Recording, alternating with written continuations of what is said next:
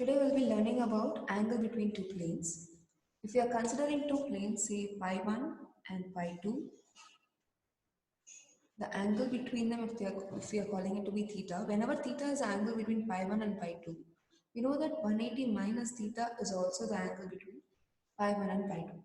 So we stick towards the acute angle and we always consider that to be the angle between the two planes. Now let us consider two planes in the space. The first one is x plus 6y is equal to 4. And the next plane is 2y plus 4z is equal to 9. So we have two planes in the space. So let's try to figure out, give the command for the perpendicular vector for both the planes, that is a normal vector. Perpendicular, and do we have it? Yeah. So perpendicular vector for equation 1. So we got a perpendicular vector which is lying on the xy plane itself. Yeah.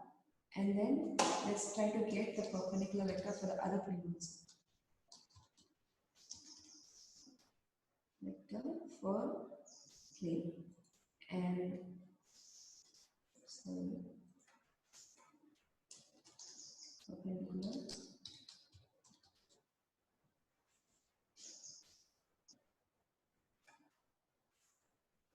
equation 2. So now what we have here is, so this particular vector is the perpendicular vector of this plane, and this vector over here is a perpendicular vector of this plane. So now what we are going to look at is, let's see what is the angle between these two planes and the angle between these two vectors. Okay, so angle between the plane equation 1 and equation 2. Okay, it is 63.82 degrees. Okay, let's try to find out what is the angle between the two vectors, that is the normal vectors of these two given lines. Angle between vector. So the two vectors we have here is u and v. So we see the angle between the two planes is same as the angle between the normal of these two planes. Let's try to modify this particular plane a bit. Let's just write plus z. So then we are getting a different plane, but if you see as the plane gets altered, the normal also gets altered, but still the angle between the plane is equal to the angle between the two normal vectors. Here it is 54.52 degrees. So you will be using this idea that the angle between two planes is equal to the angle between the normal vector of those two planes to find out the angle formula. So now let us consider two planes, pi 1 and pi 2. Let the equation of pi 1 be r vector times n1 vector is equal to v1, and the equation of pi 2 be r vector times n2 vector is equal to d2, where n1 vector is a normal vector to the plane pi 1, n2 vector is a normal vector to the plane pi 2. So we know that whenever theta is the angle between the two planes pi 1 and pi 2, theta is an angle between pi 1 and pi 2. It also implies theta is angle between n1 and n2 also, right? Between n1 and n2 also. Yeah, they are vectors. So then we know that cos theta is nothing but n1 vector times n2 vector, the whole upon magnitude of n1 vector times magnitude of n2 vector. This is the vector form for the angle formula. Now let us try to get the Cartesian form for the equation of angle. So let the Cartesian form of the equation of the plane P pi 1 be a1x plus b1y plus c1z plus d is equal to 0. And for the plane 2, like this. So now this a1, b1, c1 are going to be the direction ratios of the normal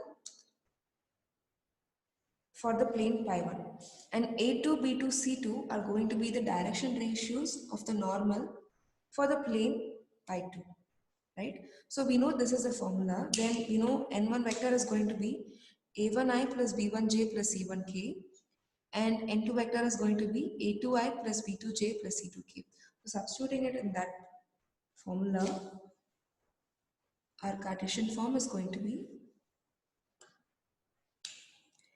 a1 a2 plus b1 b2 plus c1 c2, the whole upon root of a1 square plus b1 square plus c1 square times root of a2 square plus b2 square plus c2 square. So this is going to be the Cartesian form of our cos theta. So whenever we learned about the angle, we always consider two conditions, right? For the condition of parallelism and for the condition of perpendicularity. So if the planes are perpendicular, we know that angle between the planes is equal to the angle between the normals. So this implies the normals of the plane are also going to be perpendicular, right? So that means if the normals n1 and n2 are perpendicular to each other, that means their dot product is going to be equal to 0. So n1 dot n2 is equal to 0. So this is the vector form. So that implies the Cartesian form is going to be a1 a2 plus b1 b2 plus c1 c2 is equal to 0. This is the Cartesian form condition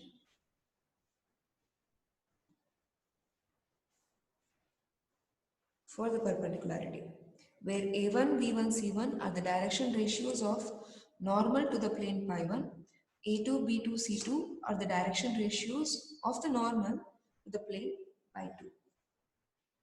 Now if the planes are parallel instead of perpendicularity, if they are parallel, that implies the normal of the planes are also going to be parallel to each other. Normal of the planes are parallel. So if they are parallel, that means n1 vector is going to be parallel to n2 vector. So we do know a condition in vector that if there are two vectors which are parallel to each other, that means the vector n1 can be written as lambda times vector n2. This is a condition in vector form. And in case of Cartesian form, we have a1 upon a2 is equal to v1 upon v2, which is equal to c1 upon c2. This is a condition for planes to be parallel in Cartesian form.